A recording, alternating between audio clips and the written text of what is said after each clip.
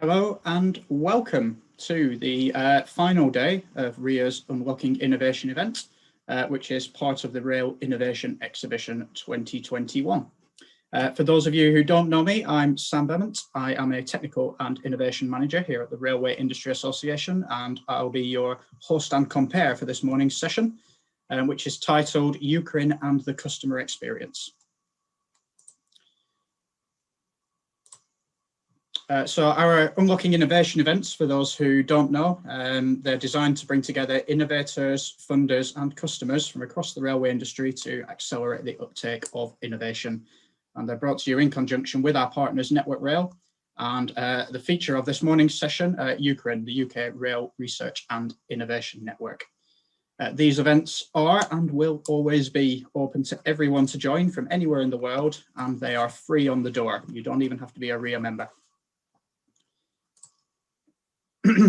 Our agenda for the Building Back Better for the Passenger event, all about building back better, recovering post-COVID, improving accessibility and usability of the railway over the next few years. Yesterday we had our keynote session first thing, and in the afternoon we had our Stations of the Future roundtable. These have been recorded. They're now available on the attendee hub for you to go in and watch the videos. If you missed them, there's some great content in there, especially if you're looking at applying to the first of a kind funding call. This morning, we've got UKRRIN and the customer experience, and I'll introduce our presenters in a moment. And then this afternoon, we've got another workshop hosted by my colleagues Carl and Milda, all around rolling stock of the future. So if you're looking to apply for the granting the rolling stock space, it'd be really good for you to come and join that session to find out more. So without further ado, this morning's agenda, I'm delighted to announce the launch of two new UKRRIN Centres of Excellence, or rather a competition to create two new UKRRIN Centres of Excellence, and my colleagues Alex and Sharon will be presenting on that shortly. That will be followed up by an introduction to brother of UKRRIN, UKCRIC, provided by William over at the University of Southampton. And then we've got a couple of examples of projects which UKRRIN is involved in to show the sort of things that UKRRIN gets up to and how it can accelerate the uptake of innovation. So without further ado, I'd like to hand over to Alex and Sharon. We've got a double act for the first half hour, and I believe Alex is going first. Over to you, Alex. Thank you very much, Sam, and good morning to everyone. So, my name's Alex Burrows. I am a director at the Birmingham Centre for Rail Research Education, part of the School of Engineering at the University of Birmingham. And I'm here to talk to you, give you an introduction to UKRRIN, the UK Rail Research and Innovation Network, before handing over to my colleague Sharon from RSSB, who will then talk about the competition for new centres of excellence. Okay, to start off with, a little bit about UKRRIN. It's a lot easier to keep to the acronym in true railway fashion rather than spell it all out every time, so I'll stick with UKRRIN.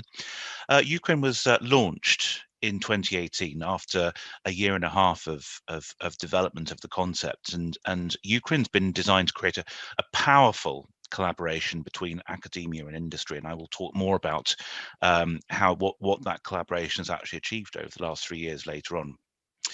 So the focus on a step change in innovation in the railway industry, and to accelerate new technologies and products out of the fundamental research phase that we at universities take, and to take it through the innovation cycle and to deliver and commercialize more products and solutions and get them to market and into application, not just in the UK, but of course globally. So we're focused around 4 centres of excellence, which are rolling stock, infrastructure, digital systems and testing. And I'll tell you more about those in a second. We have 16 universities in the membership now. And the focus is really around providing that bridge from universities through to industry, and to really build up the opportunity and likelihood of research becoming commercialised and having a real world impact.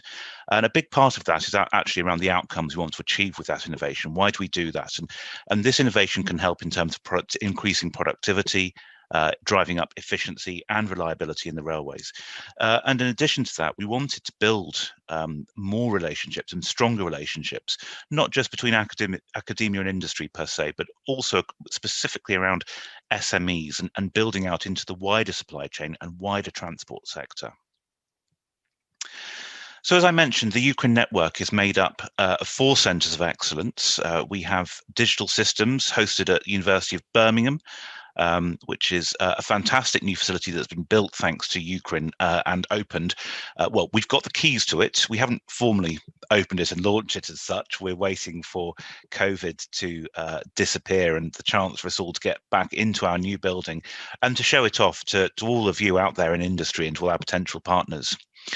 There's also the Centre of Excellence in Rolling Stock, led by the University of Huddersfield, and the Centre of Excellence in Infrastructure, led by the University of Southampton. And you'll hear from Professor William Parry about UKCRIC. He's also the lead for the Centre of Excellence in Infrastructure, hence our sister network, as it were.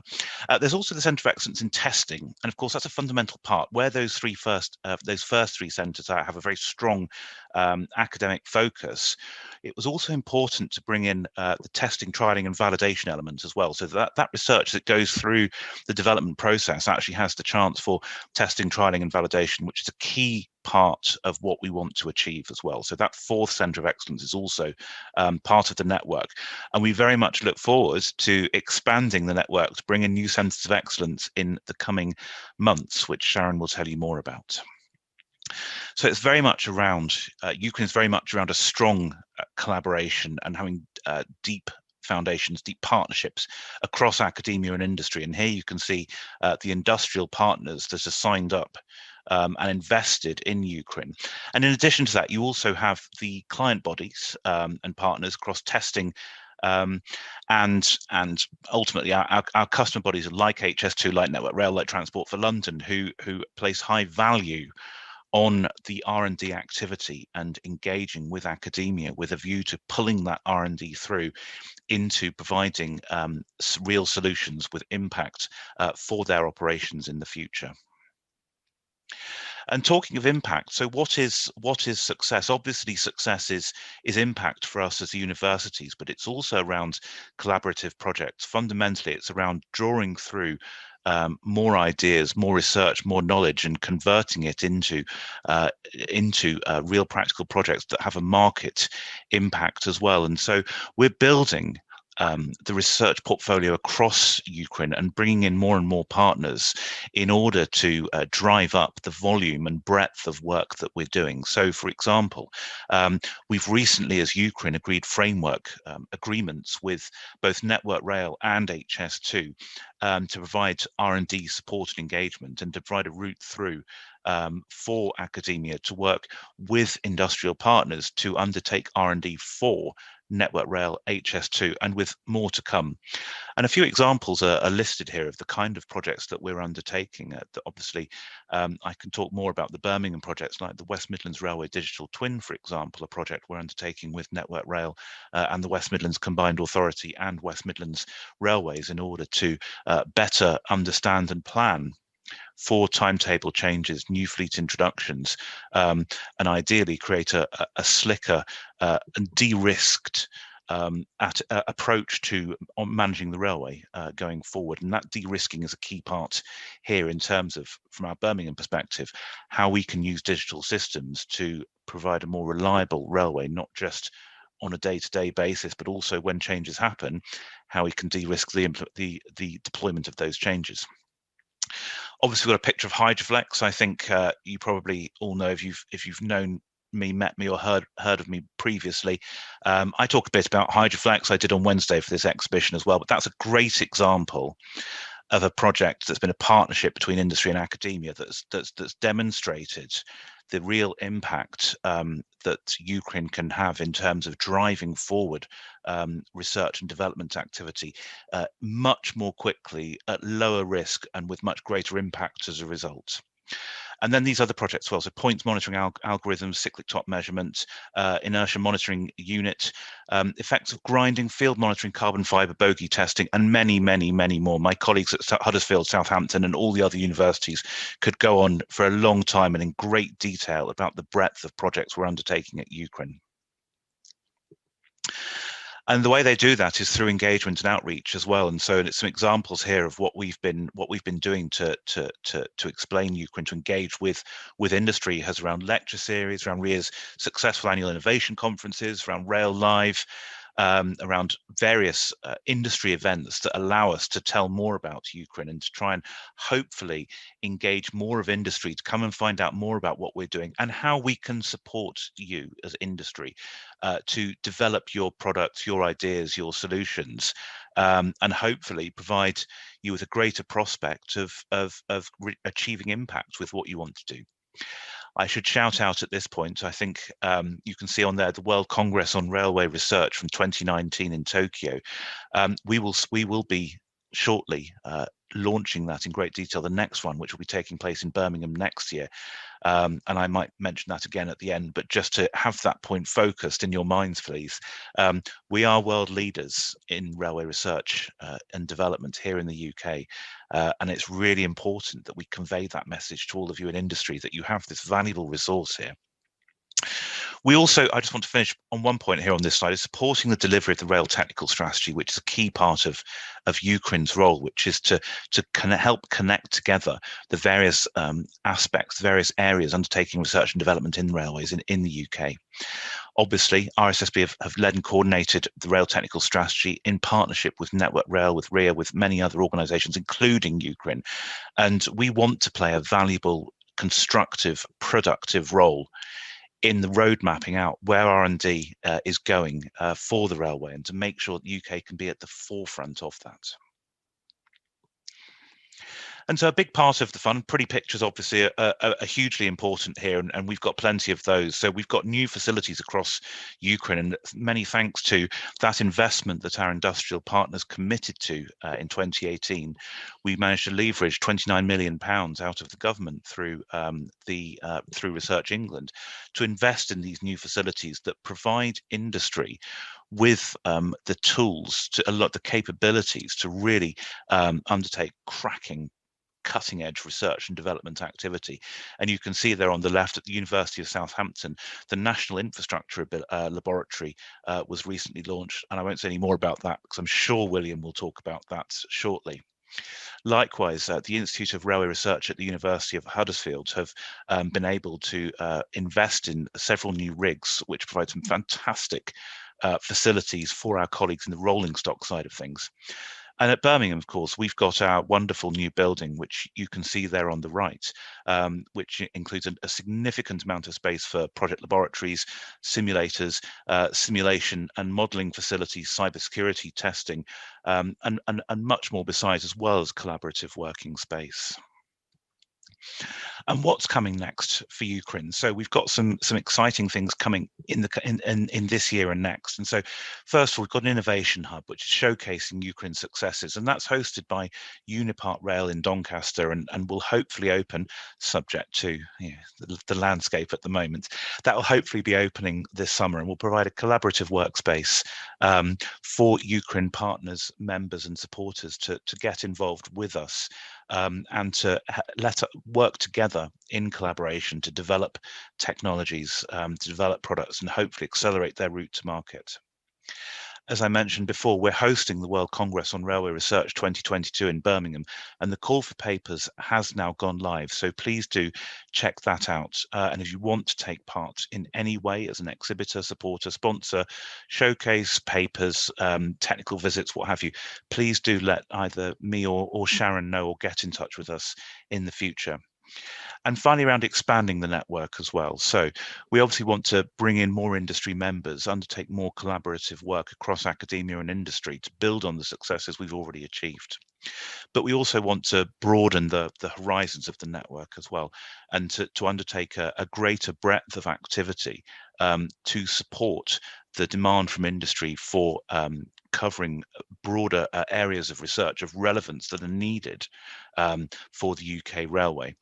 And that should hopefully link nicely through to the next speaker, Sharon. Thank you very much.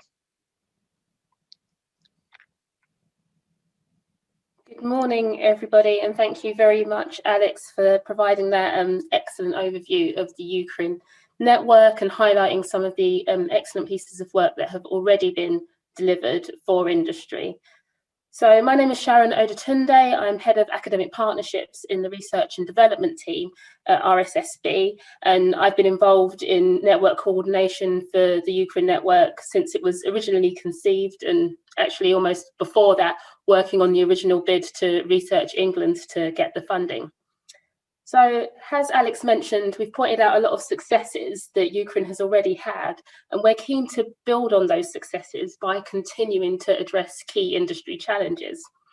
So, thinking of the current challenges that the industry is facing right now, I'm sure a lot of the things on this slide are very familiar to people, seeing empty stations, social distancing, increased cleaning, working from home. They're all things that we're dealing with right now in the current pandemic, and they're having a big impact on our industry. Increasing numbers of people working from home and government restrictions have led to reduced revenue for a lot of companies, and this is causing people to be very reflective on ways to reduce cost and to build better business cases, whilst providing accessible and inclusive amenities for passengers and providing excellent customer services is always a key part of the rail industry, and we feel will become increasingly important as services increase post-pandemic. So we've been doing a bit of work over the past few months as UKRRIN, both the academic and industry members, engaging with various companies to try and understand what capabilities, skills and facilities would be needed to address some of these new challenges. And based on these discussions and a number of workshops that we've had, we've been able to identify a few key requirements that we think would enhance the UKRRIN network's capabilities and skills. We are keen to understand passenger needs, both now and in the future, and try to realise what the new expectations may be when it comes to travel, particularly around comfort and connectivity. We need to find ways to address and influence future passenger demand and consider what new offerings and new markets could be opened up to enhance the passenger experience and also attract people to the rail industry. And as mentioned, with the likely budget constraints, we need to be able to work on strong business cases to influence future investments. Based on this activity, as a network, we are proposing to expand our capabilities in two particular areas. And in order to do that, we think those categories fall into two main areas of enhanced capabilities. And our proposal is to expand UKRRIN in two particular areas. One has a centre of excellence in rail economics, policy and operations, which will be looking at things like demand forecasting, cost modelling, pricing and investment appraisal. And the second area, a centre of excellence in inclusive passenger design. So looking at how the railway can be more inclusive to a wider range of passengers, which has an opportunity to enhance the experience for all passengers, looking at inclusive design, passenger connectivity, and overlapping in those areas of future preferences and demand and performance metrics for passengers. We really feel that these two centres will enhance our current network. I think having accessible and easy to use rolling stock and infrastructure, as well as enhanced passenger information services through digital systems, is a vital part of inclusive design and touches on all aspects of our network. And in terms of railway economics, policy and operations, we think this will again support all areas of the network, because it's important to be able to build robust business cases and investment cases and consider factors beyond the technology when considering how we can implement new solutions. So today we are launching an expression of interest process where we invite all academic institutions that feel that they have the relevant skills to get in touch with us. More information on this can be found on the UKRRIN website, which is www.ukrin.org.uk. And here we have a timeline for the process, which we're launching today with a few of the key dates. once we receive these expressions of interest, we want to work collaboratively with industry, because this isn't just about universities. As Alex mentioned, UKRRIN is a powerful collaboration between industry and academia. It's really a partnership that will make this happen. So we want to be able to work with universities with industry support. So if anyone listening would be interested in becoming an industry supporter for either of these centres, or have any ideas of research that could be carried out through these new centres, please do get in touch, because right now is the right time to be able to influence and shape the future of the network. And we want to make sure that we continue to address key industry needs. So we feel that this is a really vital part of the ongoing development of our network. We're always keen to expand our capabilities and work with industry, and particularly work with the supply chain and broaden our skills. So as mentioned, please do get in touch via the UKRRIN website and also via our social media. Thank you very much. Thank you very much, Sharon, and thank you very much to Alex just before that. It's great to see that UKRRIN's going from strength to strength, and great to see that the messages there of being inclusive and accessible to all passengers are being carried through, which is exactly the theme of this Unlocking Innovation event. Just a reminder to anybody on the call, if you want to ask our presenters any questions, we're going to have a question and answer session at the end of this session, just before we go on to the informal networking. You pop your questions in the chat and I can relay them to our presenters at the end of the session for you. We get a bit of a discussion going, a bit of a roundtable. Next up, we have Professor William Parry from the University of Southampton, who's going to talk all about UKCRIC. Over to you, William.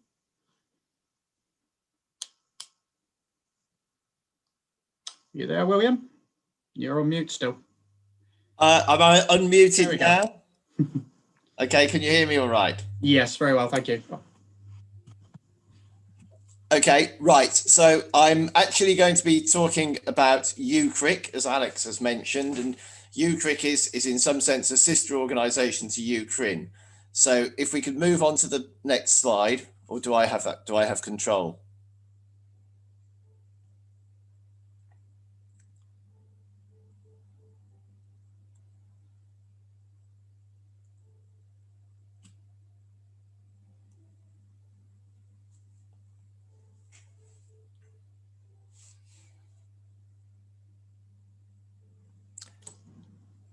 Okay, so UKCRIC is basically, it stands for the UK Collaboratorium for Research in Infrastructure and Cities. So collaboratorium is a made-up word, which is a sort of cross between a collaboration and a laboratory.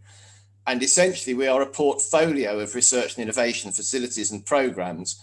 And the mission is to underpin the renewal, sustainment and improvement of infrastructure and cities in the UK and elsewhere. Now, in a sense, when we look at the investment that went into UKRRIN, most of the investment sort of went into rolling stock and into digital. And that was partly because most of our infrastructure companies are actually publicly funded. So while their funding and contribution is important, it didn't count for match funding for the UKRRIN scheme. But also the UKCRIC programme had already been established. So it was deliberately intended not to duplicate UKCRIC with UKRRIN, but to actually utilise the UKCRIC facilities.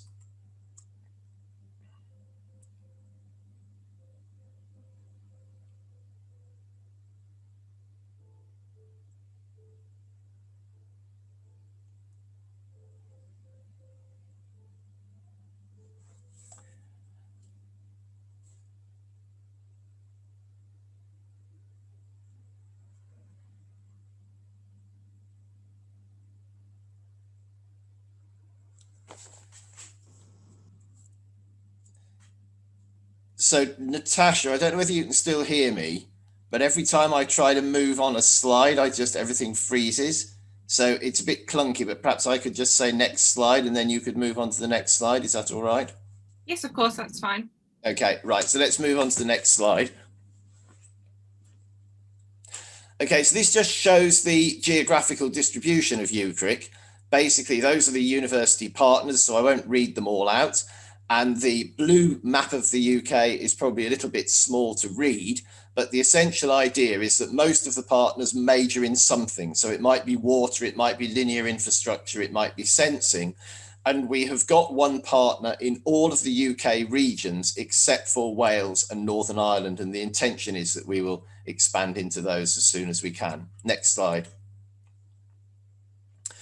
So these are some of the facilities that we have opened over the past year. So ironically, they were all opened in basically, I suppose, 2019, and just about to get going when the pandemic struck. So what we have got here are the facilities for water and wastewater treatment at Cranfield, which is the top left. There is another water infrastructure facility at Sheffield, bottom left. There is the facility for green infrastructure at Newcastle, top right.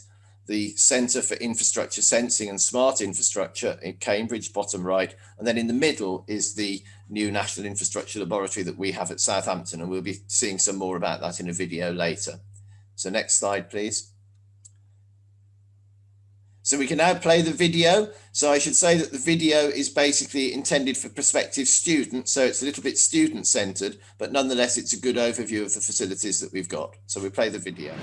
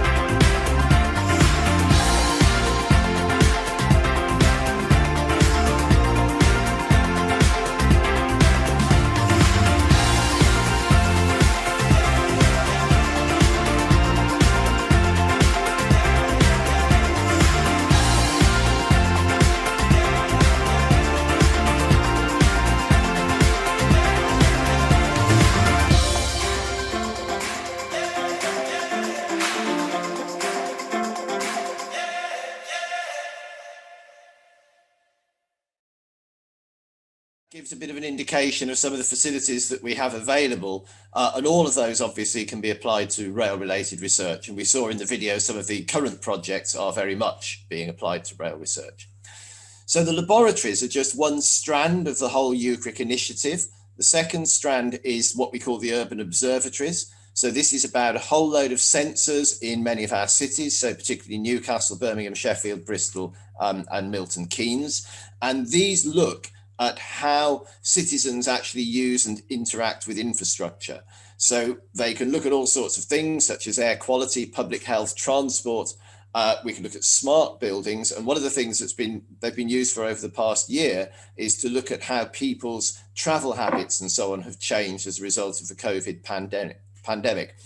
So the data show car journeys in the Newcastle area, and it's courtesy of my colleague Phil James at Newcastle. And what we can see there is the dip in car journeys at the beginning of the first lockdown, and then how that has gradually recovered, and then a few spikes as various other lockdowns and so on have taken place after that. So all of that data is very important. And I think, especially in view of the launch of the new centres of excellence in UKRRIN, it's the kind of technology that can very easily be transferred to look at how people are using and adapting to the current situation in the context of rail travel. So we move to the next slide, please. So the third leg of UKCRIC, so we've got the laboratories and we've got the urban observatories. The third leg of UKCRIC is what we call DAFNE, which is the Data Analytics Facility for National Infrastructure. And this has got massive computational power to be able to drive simulations. So the idea of a digital twin for a big infrastructure system is actually quite a new and quite a difficult one, because we're trying to simulate not just things at potentially quite a detailed level, but how it all interacts, how the system works, and especially how people use the system and how people interact with the system. So the data analytics facility is the third leg of UKRRIC. So we have the laboratories, we have the urban observatories, and we have the data analytics. Next slide, please. So UKRRIC's work is structured into 4 missions. Now, these missions were developed by the UKRRIC community from the bottom up, and I won't read them all out, but one of the interesting things that we did was that we looked at the very start of the pandemic how COVID would affect the missions, and we decided it didn't really affect the missions at all. COVID just provided an additional boundary condition.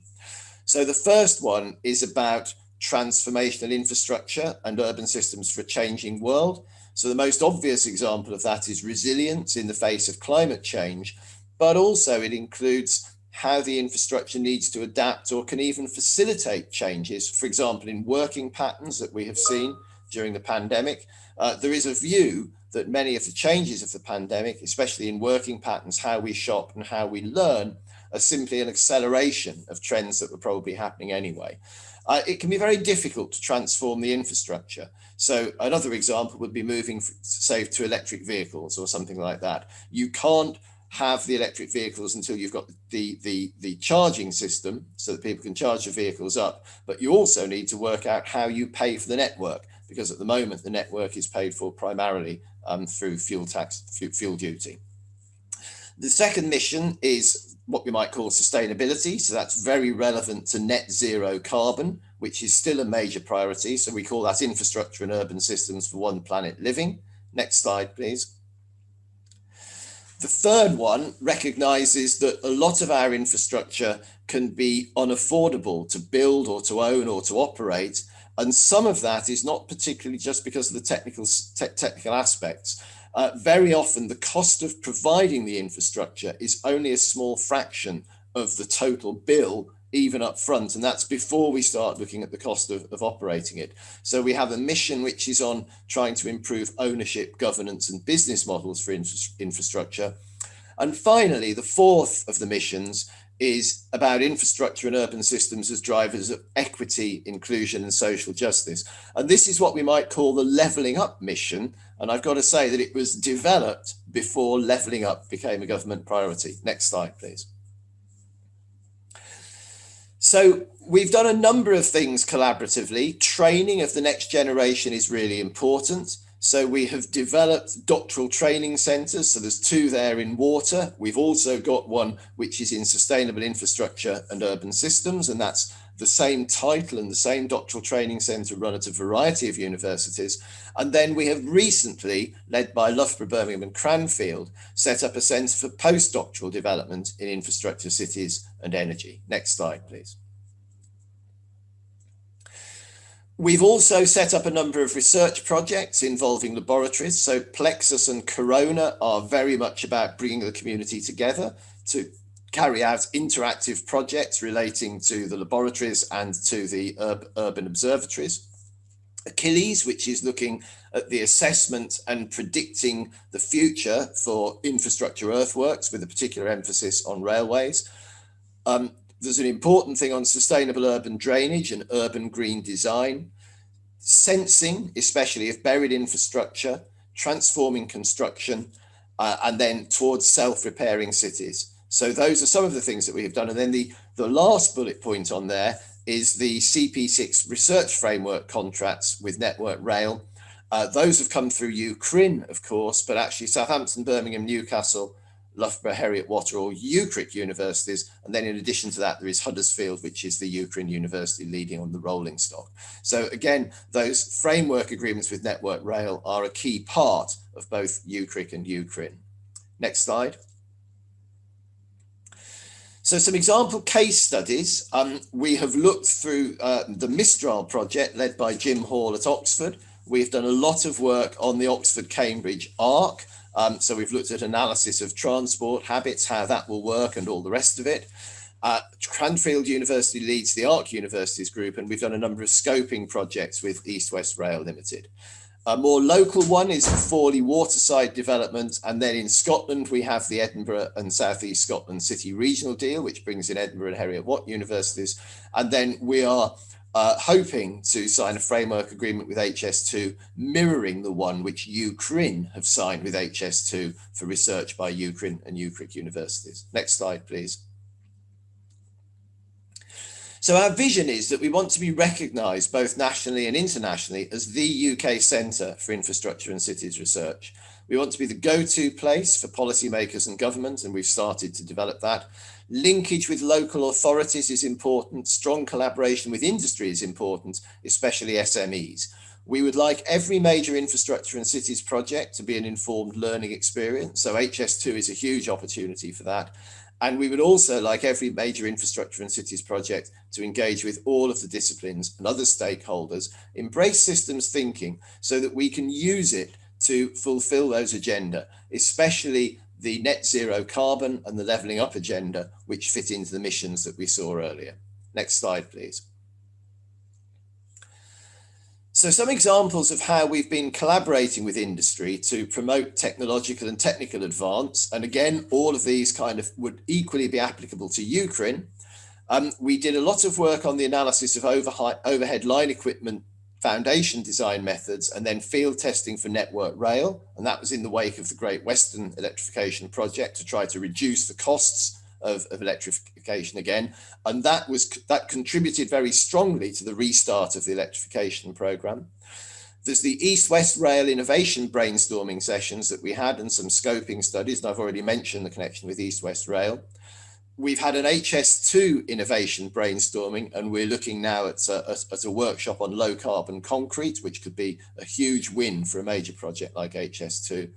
And then in addition to that, we have done quite a bit of advanced testing of track system components, both individually and also in context. So for example, within a switch and crossing. So we've used some of the facilities that we saw on the video to enable that. Next slide, please. So this is my last slide, and it's really just to say we would very much like to hear from people who'd like to work with us and use the facilities. It's a challenge at the moment, but as you saw from the video with people wearing masks and so on, the facilities are being used. So we've got those ways. So hello@ucric.com is basically an email. There's the website, there's a Twitter account. And if you sign up by sending us an email to hello@ucric.com, we'll put you on the list and you will get a newsletter, and then you will you'll be kept in touch with all of the developments. So that's the end of my slides, I think. So I hope that wasn't too painful for people with the technology, but thank you. And thanks to Natasha for moving them all forward. Thanks. Thank you very much, William, for that overview of UKCRRIC. And I know UKCRRIC are actually operating in a lot of areas related to the passenger experience, and I think we'll visit those in the question and answer session later, exactly how the SMEs on the call can get involved in that. Next up, I'd like to invite my colleague, Mike Bradley, who I understand has had to leave his house, run down the street and enter his neighbour's house due to a Wi-Fi issue. So thank you very much, Mike, for still making this call for us. And I understand Mike's going to present on Docklands Light Railway project. Over to you, Mike. Thanks, Sam. I'm not sure if, yes, it is going to work. Excellent. Okay. Yes, as Sam said, I had to put my wellies on and wade through some flooding to be here, but I managed to get here and I've got Wi-Fi, so we're all good to go. So without further ado, I'm going to be presenting today on some output from a project that we did funded through courtesy of RSSB. And it was with partners Keolis, Amy Docklands, who run the DLR Light Railway, Astutum, Siemens Mobility, and us at the University of Cambridge. I'm personally based in the Inclusive Design group there, and we saw this project as a fantastic opportunity to both test some of our existing exclusion tools and also to generate a new one. So what I'd like to do in this presentation is take you first through using the existing tool that we have, and then I'll show you a little bit about the new tool that we developed to address an issue we spotted with our original tool. Okay, so what we decided to do was to sort of create a user journey that we were going to audit using our existing exclusion tool. And the exclusion tool is designed to assess task steps or a user journey to predict and estimate the proportion of the population who would not be able to achieve either the task or the user goal.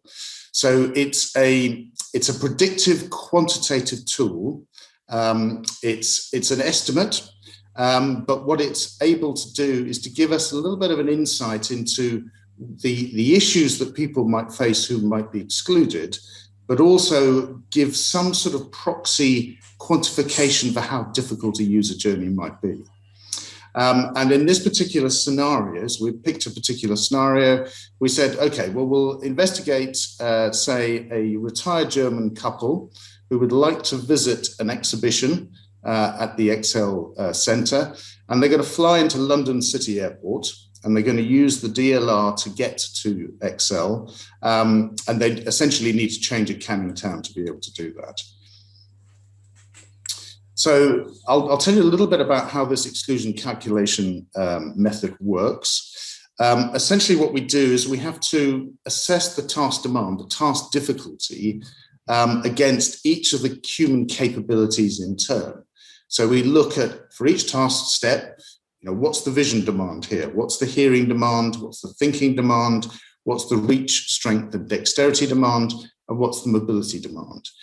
And we're able to do that because ONS, the UK government, a fair while ago now, developed a large data set of the UK population, and they were able to assess through a self-report mechanism the capabilities in the population against those capabilities. So, for example, you know, what percentage of the population can't see large newsprint text, what proportion of people struggle to lift up a cup of coffee. And so the assessment process compares the task that we're assessing to those scale point tasks that we have UK population data for. It's probably a little bit detailed on this slide, but this is the online version of the calculator that we developed, which enables us to sort of in real time do the scale assessments, and it develops a population exclusion as we go through that process. So when we did the audit, obviously we started the process at London City Airport, mimicking what the retired German couple would need to do. And we audited 27 task steps, and the sort of initial task was trying to work out how they were going to get to ExCeL, and how they would get onto the train, and what time the train would go, and all those sorts of things that people have to do when they want to take a journey. And the exercise kind of showed how complex a rail journey can be for those who are unfamiliar with a particular railway system. If you're not familiar, for example, with an underground map, then trying to find the station you're at, if it's not pointed out to you, is of course incredibly difficult because there's hundreds of stations on there. Then you've got to try and find the station you've got to go to, and then you've got to work out all of the destinations of the trains you need to catch, as well as of course the changing stations as well. So it's incredibly complicated. So we did that audit at the beginning of the project, and I'll show you the results together with an audit we did at the end of the project, because we wanted to try out an intervention to see if we could reduce that level of demand to sort of increase the inclusivity, if you like, of a user journey. So we re-audited the first 11 task steps just from the London City airport perspective. We were slightly constrained by COVID. And we added these passenger information displays, and it was literally just mocked up on a TV screen. But that was enough for us to be able to then look at the effect of that on the exclusion figures, just because we could reduce particularly the cognitive demand, that working out how to get to XL, when the train was going to go, and those sorts of task steps. So one of the tasks was to work out this route to XL and where to board the correct train. And for this, we assume no staff interaction. And the reason is partly because we think the retired German couple may not wish to speak English or try and speak English and be embarrassed if they can't understand the response. But also we recognize that actually, for some people like to travel independently, and actually you really want to design a system so that it doesn't require interventions for people to be able to use it. So, as we said before, the task is difficult anyway because the fixed signage is really complicated.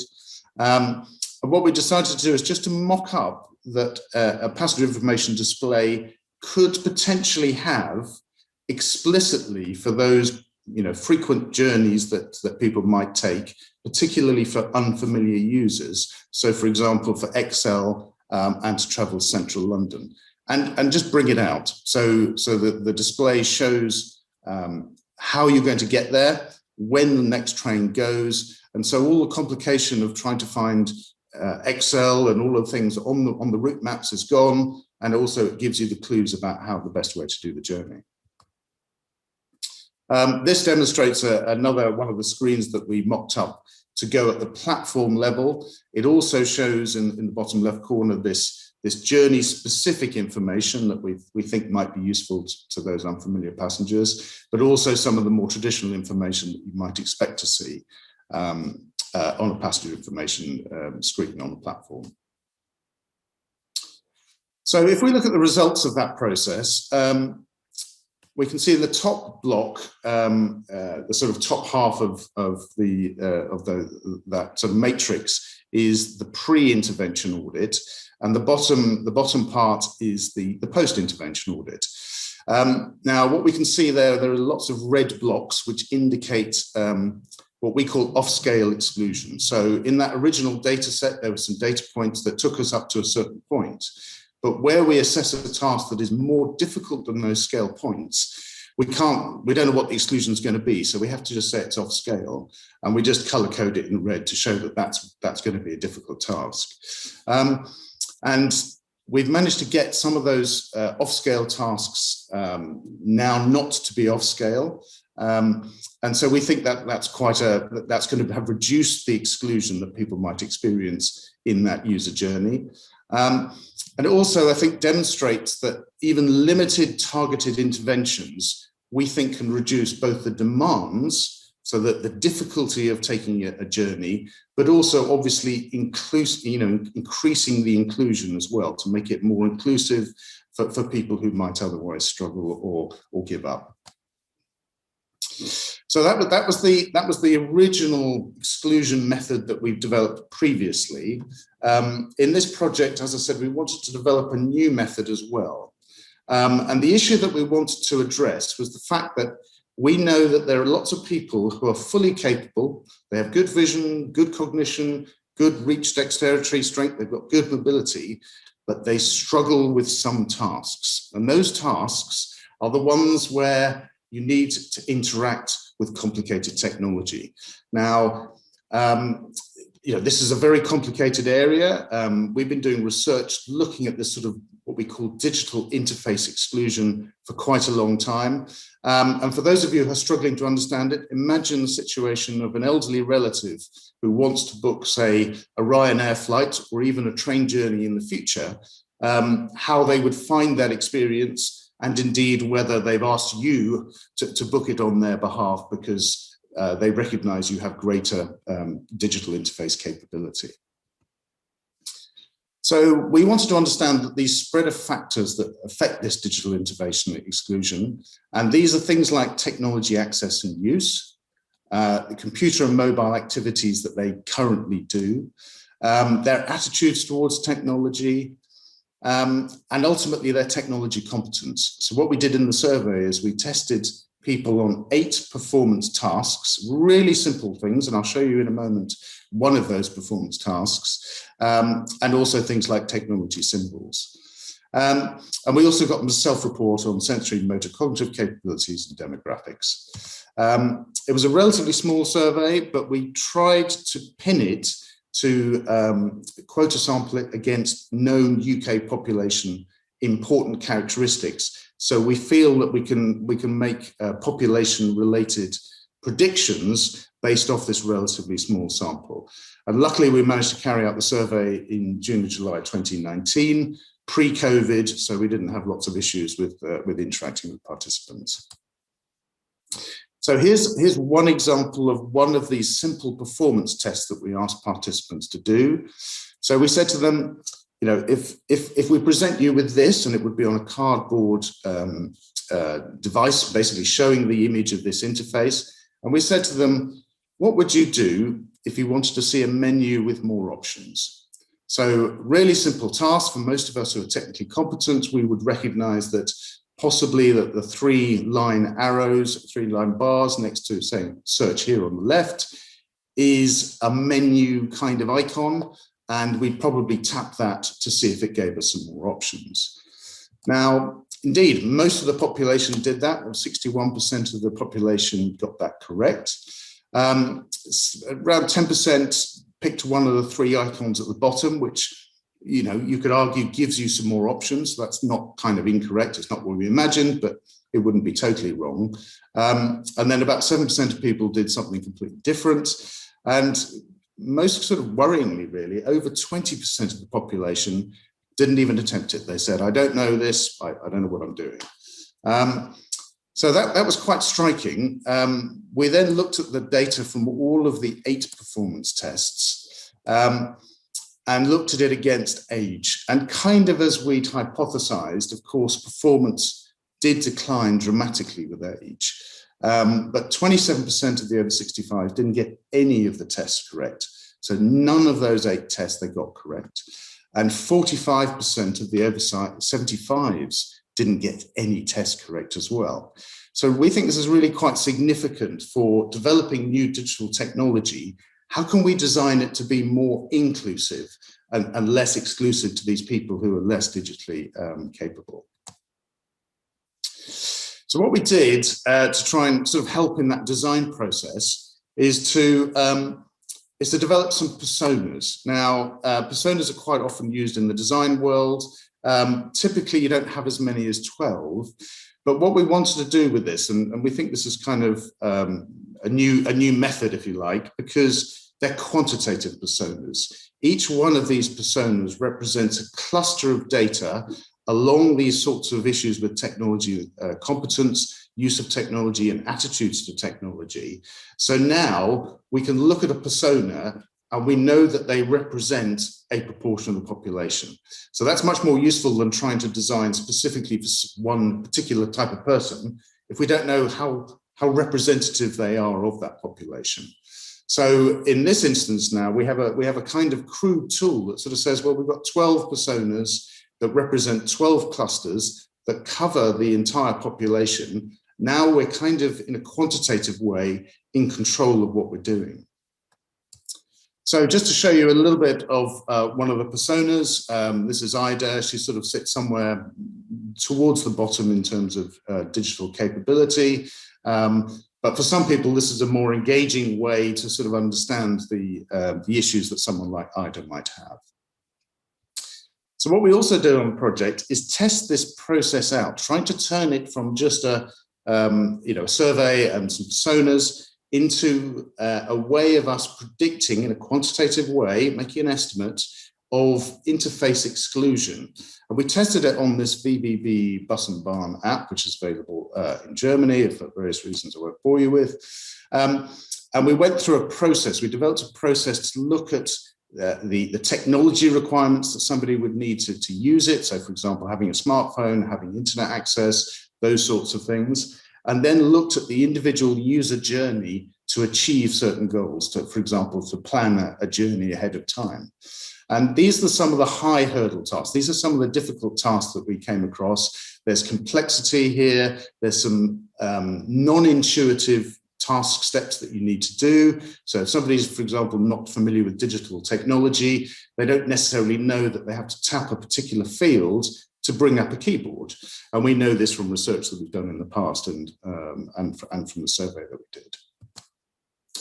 So going through this process, we think we have a method for assessing exclusion based on these personas, and looking at the VBB Bus and Bahn app. It's looking like these 5 clusters or these personas would not be able to use the app. These 2 we weren't sure about, so we counted them kind of both ways. And these 5 we felt would be able to use that app.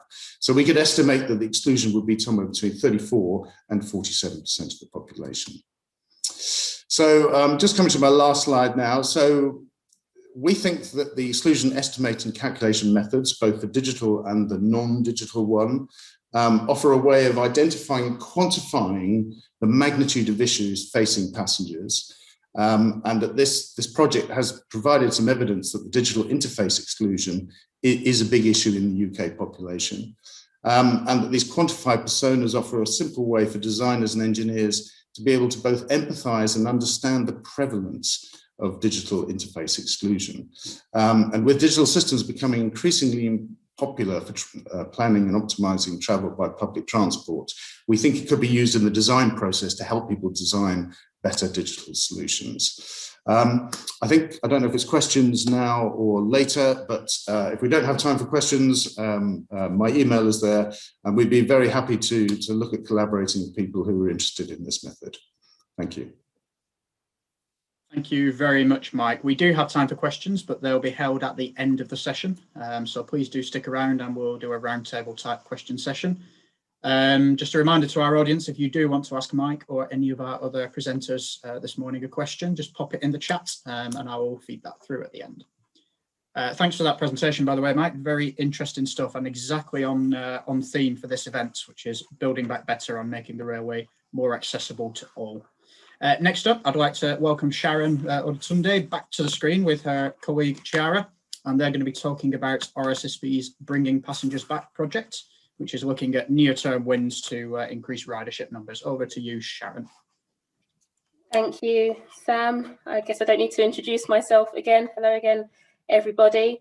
So this presentation will be a little bit different because I'll be talking about a project that is just starting, because we think this is a really good opportunity and the right time to start engaging with a wider group of people. So myself and Chiara will provide a brief introduction to the work that we're planning to do in this area.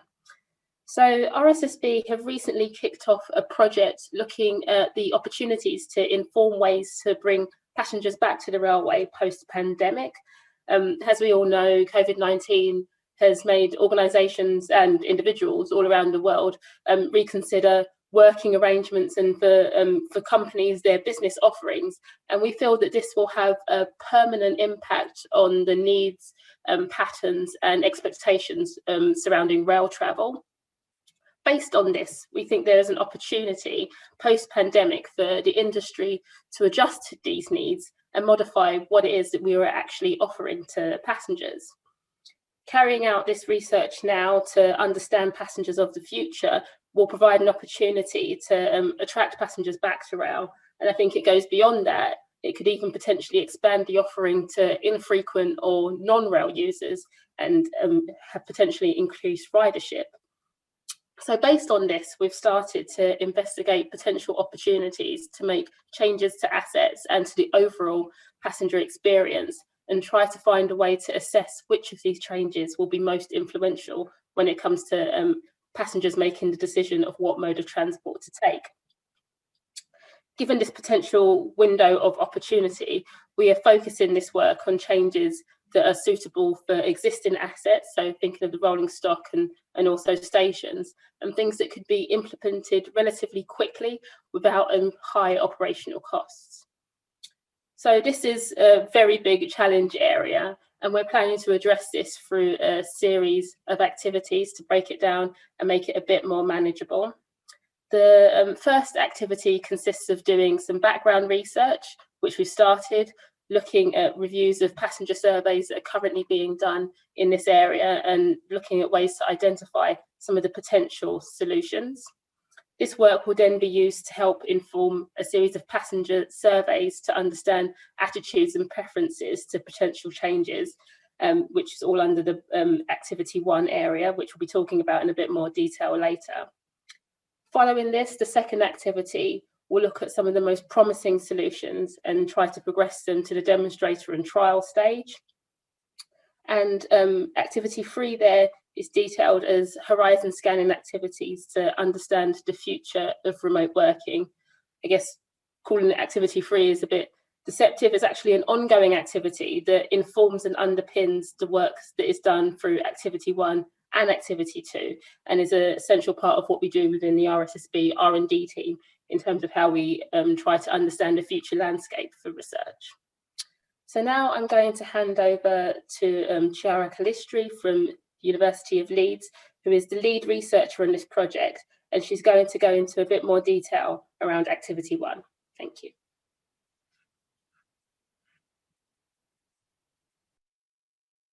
I think you might be on mute there, Chiara. Mute. Sorry, the button had disappeared. Hi everyone, so my name is Chiara Calistri. I'm a lecturer in real economics at the University of Leeds. And as Sharon just said, we are collaborating on this project. So Sharon framed the question, how do we bring passengers back to rail, in especially looking at the back to normal scenario. If we have a look at the work carried out during the pandemic, for example, by Transport Focus or Rail Delivery Group, this has shown a heightened importance of factors such as the enforcement of mask wearing, social distancing, cleaning of trains. But of course, what we're trying to establish here is whether these factors will still matter in the future when the virus is no longer a major threat. And the pre-COVID literature, such as PDFH, has identified a number of areas of improvement that are believed to have an impact on demand and satisfaction. These are, for example, fares, punctuality and reliability, cleanliness, luggage space, internet connectivity, or CCTV at stations. So we're looking at all this literature, both from during the COVID period and before, and it's hard to understand which of these interventions could matter the most, because it's hard to say what back to normal means and what is the time frame for it. So to work around that uncertainty, we started thinking about this issue in terms of possible scenarios.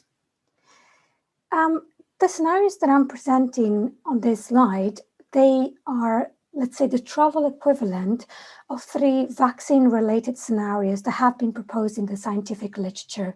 So basically, 3 scientists have formulated the possible options in terms of what might happen with the vaccines, and we try to assess what this means for travel and travel restrictions. So the first scenario, which is believed to be optimistic or unlikely, is a complete return back to normal in winter 2021. So a context where by this winter, there's no restriction and the risk of infection is low and there's no constraint to travel. A second scenario, which is considered more likely, is the one where there is some kind of delay in the rollout of the vaccine, or there is some limited efficacy in, for example, due to incorrect administration. We're all read about, mix and match, or only the first shot being administered. So that's the uncertainty. There's also, in this scenario, the development of more virus strains. And so this implies a longer recovery period where non-medical measures such as social distancing are still required and travel restriction is still in place. The other scenarios that these scientists believe to be likely is something even worse, which is there's a high level of uncertainty over the next few years with new vaccine resistance strain developing, which requires periodical lockdowns to develop new vaccines or update and administer them, and as such intermittent periods of strict restrictions and a still strong fear of the virus. So considering these possible scenarios and the literature on the interventions, what we're really trying to do is understand which type of intervention could be suitable in these different scenarios. So we just started filling in this table that I'm showing here, which, considering the three scenarios I've just told you about, try to fill in basically what some interventions could be.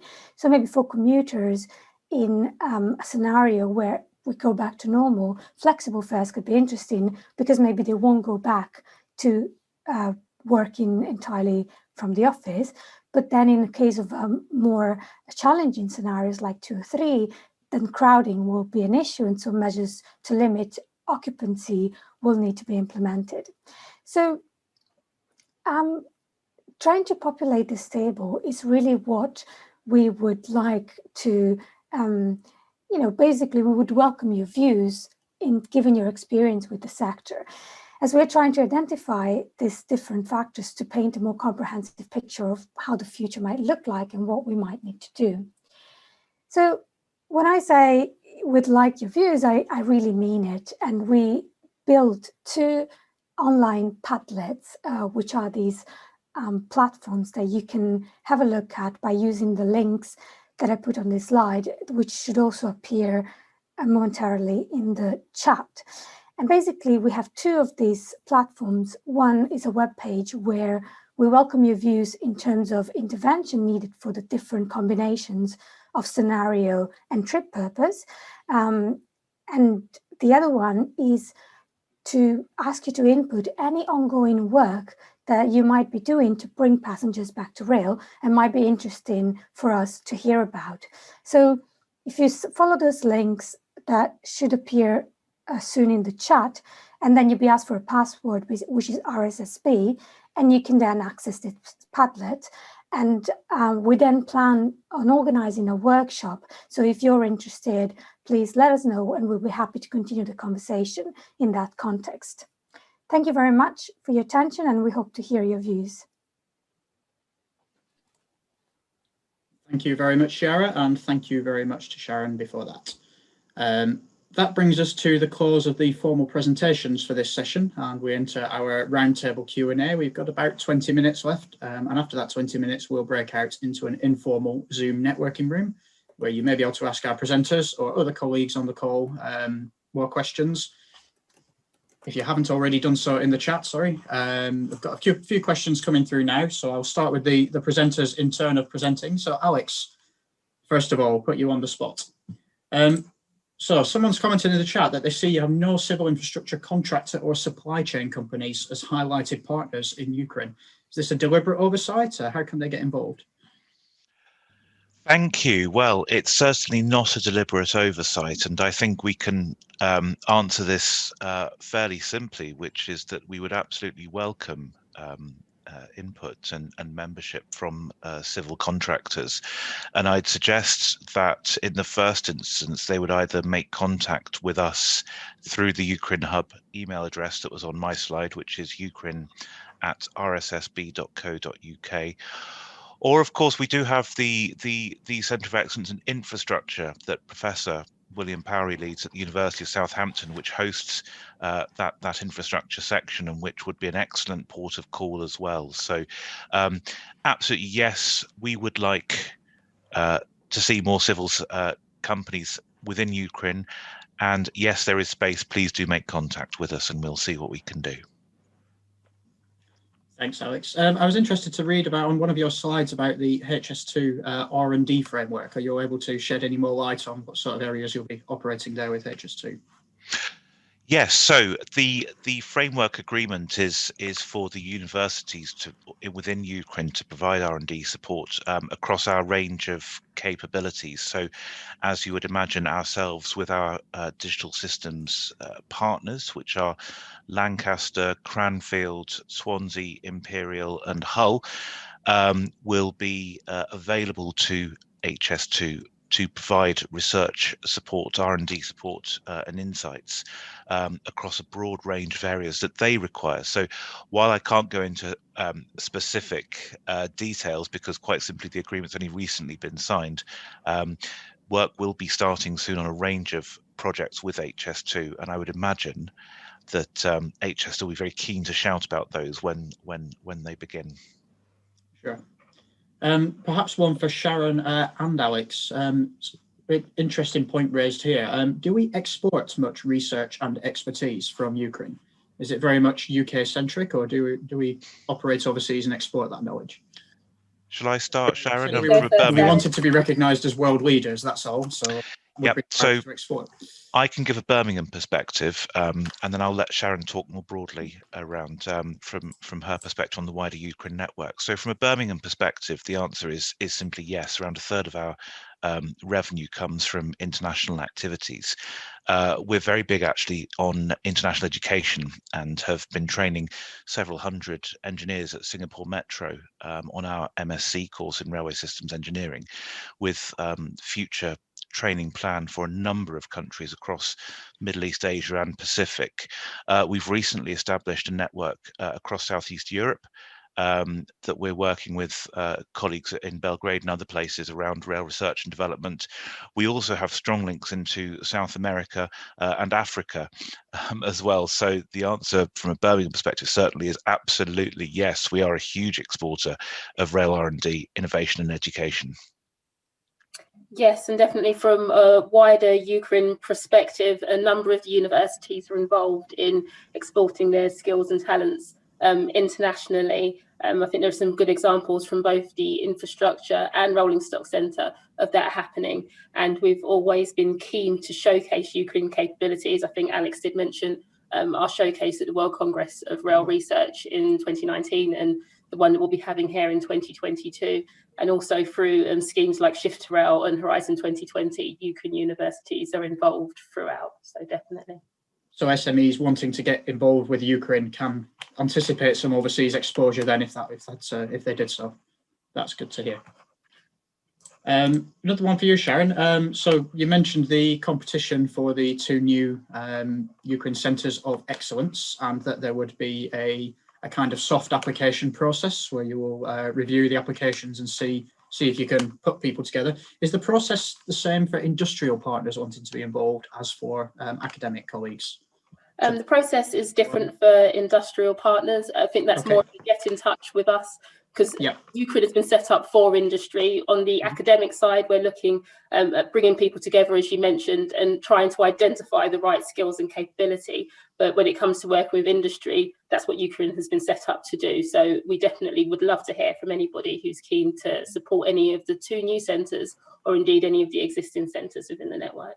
Very much just thinking of all the SME members who may be on the call there and may not have known that that is an opportunity that you can work directly with UKRRIN and the facilities available. William, so same question really, but with UKCRIC. So are SMEs able to directly engage with UKCRIC? I understand also there's a question here around a facility called Pearl. Yes, okay. To the topic of the day. So if you'd like to say a bit more about Pearl. Okay, so this is gearing up to be a sort of multi-partite answer to possibly sort of a question with several facets.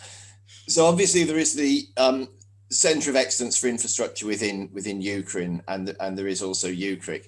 So I think, just to echo some of the earlier comments, I think there's plenty of examples of actually working with even national infrastructure companies of other countries. So we're doing some quite extensive work, for example, at the moment with SNCF, going out and applying some of the techniques that we have used. So internationality is very much an important thing to do. In terms of getting involved, I think it's probably fair to say that UKCRIC doesn't have industry members in the same way that UKRRIN does. They were actually set up for slightly different purposes.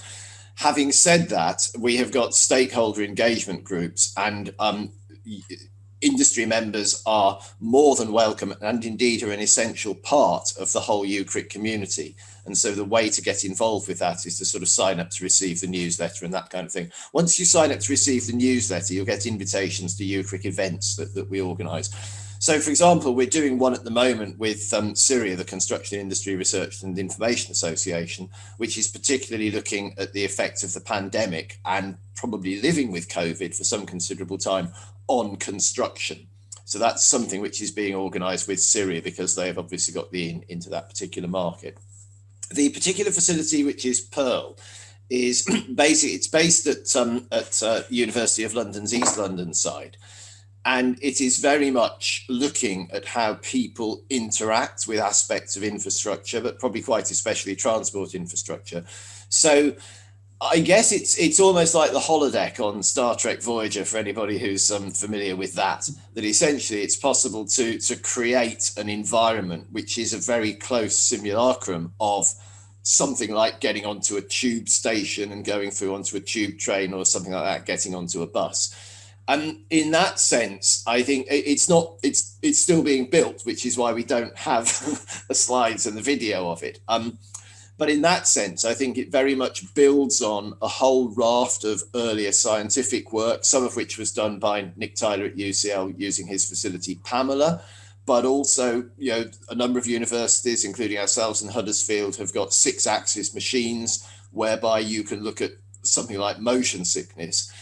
Pearl is very much about the whole lot. So if you look over the last sort of 15, 20 years or so, things like seat comfort, which unfortunately train operators generally have not taken account of because they've gone to the cheapest common denominator, combinations of things like ride quality and the thermal environment, what you can do. So, you know, you might have a ride quality which is okay to talk and possibly okay to read, but not okay to work on a computer. So all of those things are just an indication of kind of how the passenger expectations are changing.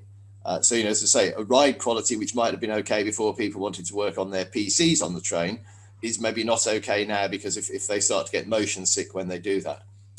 What Pearl will do is really, I think, sort of combine all of those other things. It will be thermal, lighting, potentially motion environments, but also the proximity of other people, which could well be an important factor as I hesitate to say come out of COVID. I think we're going to recover. It's going to be recovery from COVID with COVID still around. So it's how we actually do all that. So Pearl will be a facility that can be used to do that, and that's really very exciting. And hopefully that's a facility that SMEs will be able to use as well to test their technologies. SMEs, yes. I mean, obviously these things, all users, including academic users, we need to pay for them. And I think that's one of the things on UKRRIN we were very keen that we had, would be some sort of joint fund with, for example, Innovate UK, whereby SMEs could work with academics, work up a proposal and actually get the funding to be able to use the facilities. So the facilities they're not a free good. Because they're actually quite expensive both to build and to run. But essentially, I think it is really important that we find mechanisms by which SMEs can access funding, perhaps from Innovate UK, which will enable them to use the facilities. So not free, but probably cheaper than buying your own tube train to do your own testing. Oh, most definitely. And also don't forget the observatories, because the observatories are also really important about sort of observing how things happen in the real world. Thank you, William. Mike, we've got a couple of questions coming in for you. One from the audience straight here says, it's an amazing presentation, thank you. And that today's older people struggle to understand the fast changing tech and its icons. But how can we design the infrastructure so that the future generations stay informed and capable to use public transport and its innovations? That's a really, really good question. And I think probably the easiest way to respond to that, and it's sort of at the root of the work that we did in digital inclusion and trying to understand what was happening in that space, And it boils down to mental models and the fact that as we get older, we tend to migrate from something called fluid intelligence when we're younger. So when you see a child play with something, what they're doing is they're testing it. Essentially, they're testing it and they're developing a mental model of the way that system works. So you see a 2-year-old child with an iPad and they pick it up very quickly because they're trying things. They then very quickly develop this mental model of how it works, and then they're good to go. As we get older, we tend to sort of go more towards what they call crystallized intelligence. So we've got lots of mental models in our heads and we want to apply them to the world that we see. So if we want to design infrastructure or anything that older people find more comfortable, we don't want to force them to have to learn a new system, a new way of doing things, or to develop new mental models, essentially. That's something they don't generally want to do.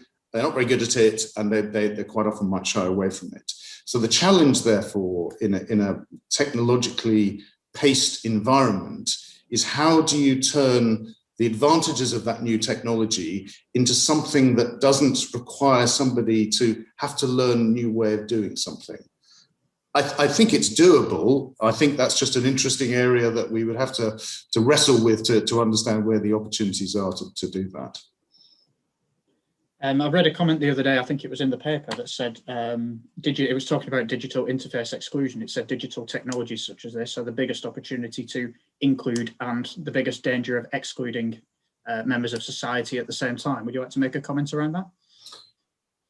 Yes, I would. I think those of us who are technically competent, and the fact that we're all sitting now talking to each other on this amazing bit of technology is testament to the opportunity that technology gives us. But the reality is it excludes people, and it tends to exclude older people and people who don't have the money or the access to the technology in the way that we're lucky to have. And democratizing that, I think, is going to be a huge challenge. I don't have the answers for that, but I think that's a really interesting problem as we go forward. How society recognizes that these opportunities are available to certain portions of the population, but that we shouldn't leave the other people behind. Yes, and just another comment here that some thinks the sort of work that you're doing there is exactly the sort of work that the new Centre of Excellence in Inclusive Passenger Experience should be looking at. So Chiara and Sharon, for the final presentation, you mentioned 3 scenarios, scenario 1, 2, and 3, and let's all hope it's scenario 1, shall we? My understanding from that is that you're saying that the likelihood of scenario 3 is higher at the moment. Is that what we're planning for? What basically these scientists are saying in their work, in their opinion piece, really, is that they think 2 or 3 are more likely than 1, but they don't say specifically which one will be more likely, because as we are seeing constantly, there are these elements such as, a new strain. So far, it seems like these new strains are not vaccine resistant, but nothing prevents another strain from developing, especially if the vaccine is not administered properly. And the UK is actually considered one of those countries most at risk, because the policy of giving only the first shot might, some scientists say, lead to an increased resistance. So there is a high level of uncertainty, but what most of the scientific literature says is that this is not going to finish as soon as we hope. And so our planning should be, at least we should be aware of this and decide for when we want to plan. If we want a recovery in the next year, then we should plan interventions that are, coherent with the circumstances. Mm-hmm. Yes, go on, Sharon, go on. I was just going to add to the points that have been made, and I think it was William who also mentioned that this is likely to be a recovery. So there will be a gradual process that we would have to be involved in as an industry. And also, even in the scenario 1 circumstance, post-pandemic, people's attitudes may have changed to travel, or people's work-life arrangements may have changed due to the opportunities that we're given via technology. So even taking those considerations into mind, there's still some work to be done in all of those three scenarios. Absolutely. The presentation mentioned three main activities with one running right through as an overriding theme. Can you just highlight to us who is doing each package? Is this a collaborative effort? Are you going out to industry or UKRRIN to perform the actual work? I know you asked for feedback from the audience through the portal, but who's doing the actual analysis? Yes, so while the work is being led by RSSB, we've definitely been in touch with a lot of people to scope the work so far. So involving RDG and Transport Focus, and expanded out to TOCs and train manufacturers and also suppliers. So all involved in that activity 1 umbrella. Activity 2, which will be the trial and demonstrator phase, is still to be planned, and that will probably involve a larger pot of money because it would be a demonstrator project. So that's still being planned. And the third activity around horizon scanning is also being led by RSSB's horizon scanning team within the research department, who have been looking at those future demand scenarios. Okay, so there may be an opportunity for those on the call to bid for some of that work in the second package. Yes. And details of that will be on RSSB website in due On the course? RSSB website, yes. Yep, wonderful, thank you. I've just had a couple more questions come in from Mike, and we've got a couple of minutes left, so I'll just relay these. Mike, from Abigail Fowler. Abigail likes the approach of the personas, but how were they developed? Was it a storming exercise or from an existing source? That's a good question. It was a combination of looking at the cluster characteristics for each of the clusters. So we got the survey data, we did a cluster analysis to develop these 12 pockets of people with similar characteristics. And then we looked at each individual cluster. So in terms of all of the characteristics relating to that particular cluster. And then this is where it gets a little bit kind of creative, because what you want to do is to develop a set of personas that cover also the other aspects that are not in the cluster, like age, gender, ethnicity. You want to have a sort of balance on all of the other important characteristics as well. And then you kind of have to settle on an age for the cluster. Obviously a gender and an ethnicity, and then try and look at the demographic information around that cluster to see how you can populate it, and then make sure the clusters don't overlap with the personas.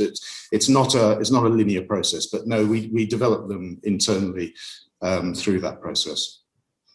Okay, and just one last one, Mike. How well would the inclusion tool work in the process of requirements development rather than testing or analysing an existing system?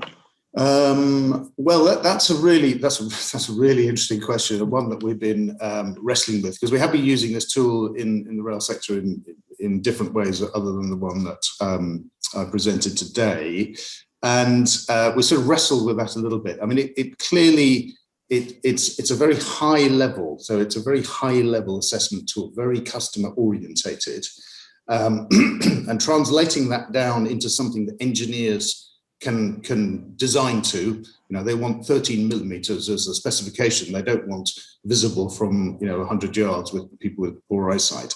So that remains a challenge. But I think where it could be useful in terms of requirements is setting targets.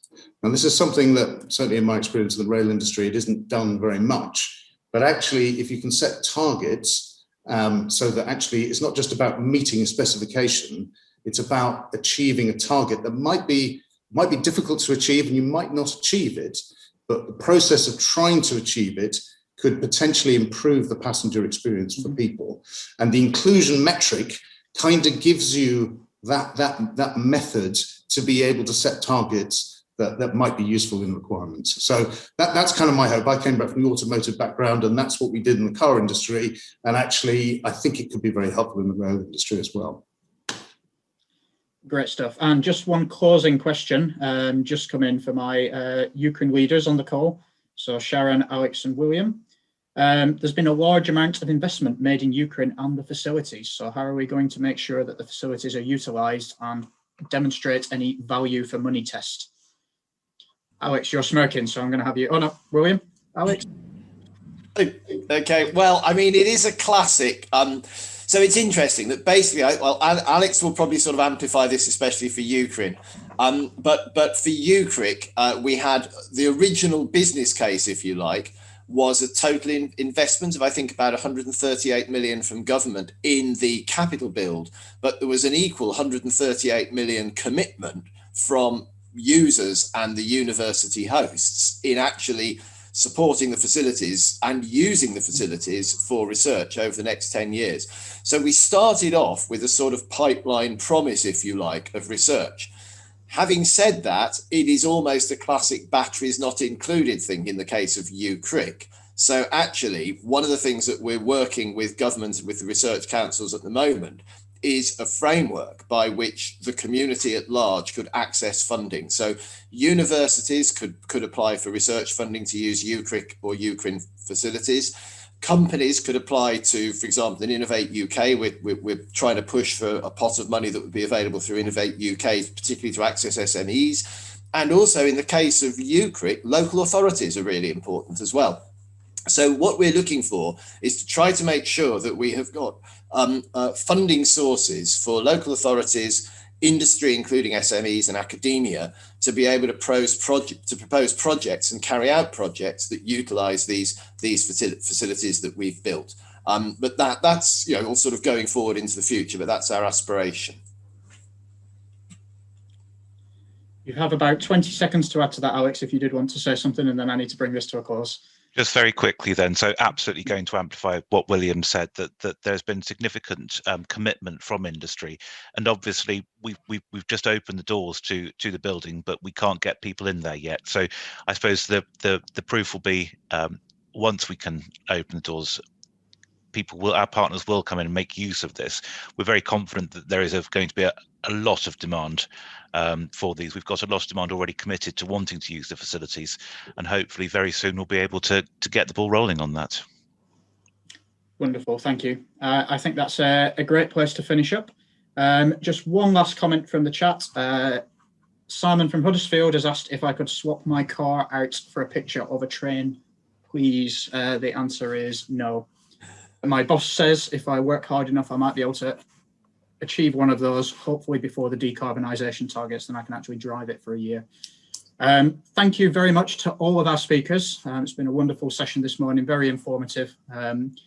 Hopefully everybody on the call has taken something away they can get involved in UKRRIN and UKCRIC and learned something about the sort of work that's going on. We're going to continue the chat in an informal Zoom networking room, and I believe one of my colleagues is about to post a link in the chat if they haven't done so already. So please do join us in that room, and that will be open till 12 o'clock. So once more, thank you to all my presenters today, and I will see you over in the other room. Bye-bye.